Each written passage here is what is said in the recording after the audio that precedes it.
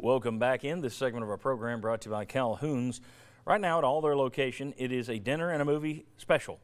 If you've gone to a local theater, take your ticket stub that same day to Calhoun's. Movie, then straight to Calhoun's with your ticket. You're going to get a free order of boneless wings with your purchase of a meal at Calhoun's. Dinner and a movie, time together. Enjoy the Avengers and then go get some food and make it up to your date that you made her go to the Avengers. Calhoun's. All right. Last Saturday after the Orange and White game, a disappointed Jeremy Pruitt called out his team. And then, after saying the Vol walk was spectacular and saying he was proud of the Vol fans that showed up, he then said that he wondered where some of those Vol fans who could have shown up were. Why didn't they show up? There were folks that could be there that chose not to. And then he said, everybody involved in the program needs to look in the mirror and figure out what they want to be. Okay. There were some folks this week that said that quote was taken out of context. You obviously don't know what context means. That's perfect context. If you say what he said before, what he said after, and what he said during, that's not out of context. So I asked people on Twitter Thursday how they reacted to that comment. And here's what you guys said. The question was, Vols coach Jeremy Pruitt ticked off some fans by wondering where they were last Saturday. Philip Fulmer said soon after that he's never been more sure of Pruitt's future. What about you? 76% said I support him and his comments. About, if I could read, 18% support him but not the comments.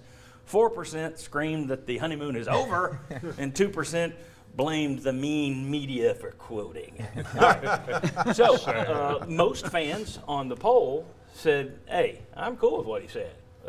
We've wanted honesty. Here it is. I'm cool with it.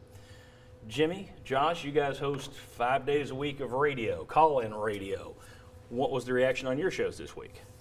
Well, what I couldn't tell from the shows was how many people did care, but the people that did care and voiced an opinion, it was almost like a game of pong. One would call in and say, I support him, he's holding us accountable, and I like that. And then the next caller would say, I don't like that, he needs to understand that fans have been supporting. Then it would kind of just go back and forth. So the calls to Sports 180, Jimmy, kind of went back and forth with those that had an opinion. We had a mixed bag as well.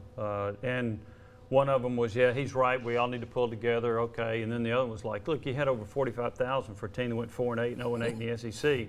He ought to appreciate that. So there was some of that going back and forth. And then some of them took the angle of, well, it was sort of his fault for not having the autograph session before, because they're used to that. Yeah. And so that might have turned some people away. And also the fact that he wasn't really promoting his program much. You couldn't talk to the, what do we have, 7 players? Did we talk to the whole spring? Couldn't talk to any assistants. There just wasn't a whole lot of buzz about spring football because you weren't getting many stories out there.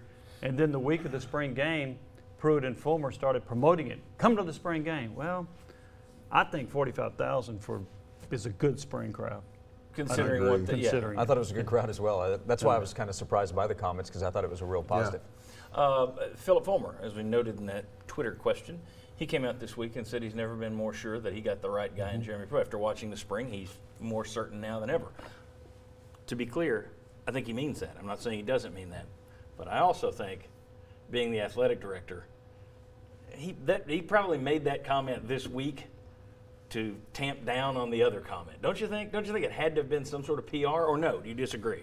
I think there is a little PR angle to that. I think there's a little bit of PR, but I think at this point in time, he's got to say that. It's just like asking a general manager in an NFL team the day after the draft's over, well, how did you guys do? What's he supposed to say? Man, we were awful. Right. So I think at this point in time, he's got to say that he's more sure than ever. And as far as Pruitt's comment goes, I do think he'll get a pass on it this year because, okay, you haven't lost the game yet. Let's come back to 2019 and let him say that after going 5-7 or 4-8. Mike, your thoughts? I'll let you end it up. Well, I think Phil Fulmer better say that, although I do think he believes it. But my golly, you better say it at this point. I just think it was. I thought it was interesting. It came out this week, and I don't know that it was just somebody asking him for if he offered that up. So. He actually said that before the spring game.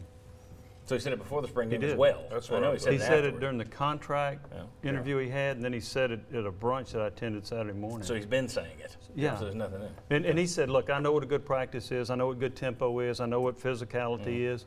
So he was supporting him in that context as well. I'm trying to get in the right context. Get it in the right Yeah, context. I'm Be trying. sure to get it in the right context. All right. When we come back, a little later, we're going to show you some mean tweets. I think you'll laugh at that. You usually laugh at that. I get good response to that one. But up next, I want to answer a viewer question. Nice, positive coaches versus tough, tell it like it is coaches. Which is better for players? Come on back.